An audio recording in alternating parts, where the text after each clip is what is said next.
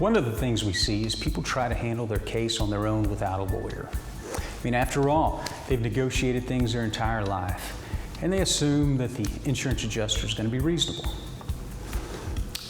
If that was true, I'd be out of work. Remember, casinos didn't get all those tall buildings from giving money away, and either did insurance companies. People who go through the system without a lawyer are not treated as fairly as others. If you are going to try to do it on your own, make sure you contact your insurance company. There's probably some contractual obligation to do so. Get immediate medical attention. Assume all your phone calls are being recorded with the other side. And remember, the insurance company has lawyers on its side from the beginning working against your case.